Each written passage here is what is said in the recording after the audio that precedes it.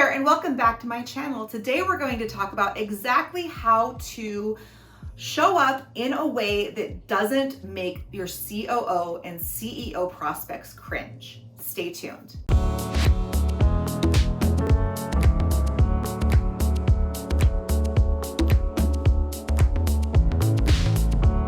So I want to thank Jenifer for asking this question. How do you show up in a really impactful, authentic way without having cringeworthy content? We're talking specifically about those of you who are outreaching to business owners, COOs, CEOs, CFOs, the head of or top level person in an organization.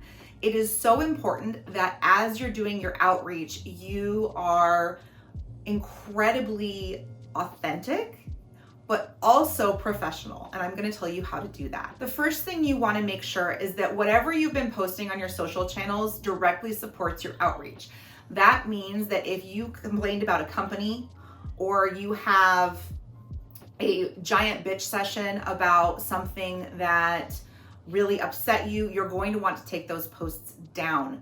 What happens when you connect with someone who is higher level, like a COO or a CEO or a CFO or the head of an organization, is that they are going to do a little bit of groundwork researching you. And if the first thing they see is that you complained about another company, that's a huge red flag. So make sure that your posts resonate with who you want to speak to. Now, that doesn't mean you can't take a stand. That doesn't mean that you can't speak your mind. It just means that you need to be very conscious that your visibility is your visibility for all channels across the board. So your personal page, your business page, all of them are fair game, especially if they're public. Now, you can actually make sure that you have nice supportive posts in a way that feels authentic and well written, so that you sound intelligent and smart and all the cool things that you are at a glance. You can do this by publishing articles on LinkedIn, by making sure your blog posts are educational and insightful, and by making sure that you're using easy to understand language that is easy for anyone to understand and process. The next tip that I have for you is to go ahead and use a template. I know. Templates get a bad rap, but that's because they're being used incorrectly most of the time. The correct way to use a template is that you take the template and you edit it heavily. You use it as a guide to create your own message in your own words. You want to make sure your template is non-salesy, is interesting, and is most importantly interested in them.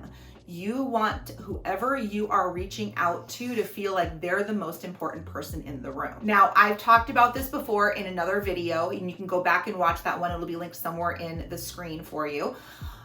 But most importantly for your template, you want your outreach to feel authentic.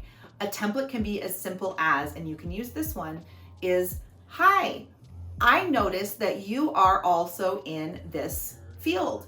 So am I.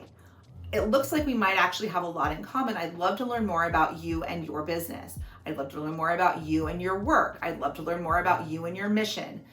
That feels very authentic, and it's flattering to whomever you are sending it to because they feel like they're the most important person in the room. The next piece that you want to leverage is your follow-up.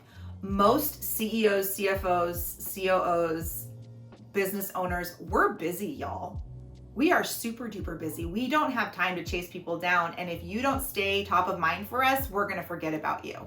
So you really want to nail your follow-up. You want to make sure they're impactful, they're thoughtful, and that you're making a good impression. So you can leverage multiple templates in this follow-up sequence. By follow-up, I'm not saying like, "Hey, did you see my message?" I'm saying sending another template, another, "Hey, in case you missed it, I am this person," and tell them who you are, tell them what you do and why you think you would be a good connection for them to have. So in order to follow up effectively, you want to follow up after 7 days, 10 days later, 21 days later, or 3 weeks later, 1 month later, 3 months later, 6 months later, and then once a year after that, or once once every 6 months, it's up to you.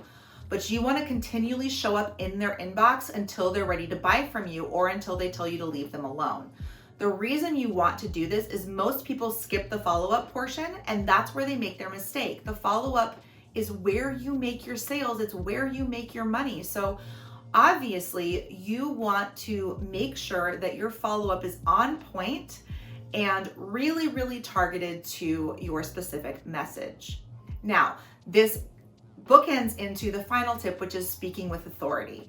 And in order to speak with authority, you don't have to do much, but you do need to use strong language. That means you're not going to be wishy-washy. None of this, well, I guess, maybe, no. You are a total badass in your own right. So stand in your power and use powerful language when you're speaking to these people. Don't let yourself be intimidated. Get up there, speak with authority, and make an impact. I will be going more in depth on speaking with authority in next week's video, so make sure that you're subscribed and watch that. And if you like this video, please like, comment, share it. It helps me tremendously. Your action tip for today is to review the last 10 people that you've connected with and set up a follow-up plan for yourself. Whether you set up a spreadsheet or calendar reminders, make sure you set up that follow-up so that you can make that sale. All right, guys, I will be back next week with more tips on speaking with authority, and I'll see you then. Bye.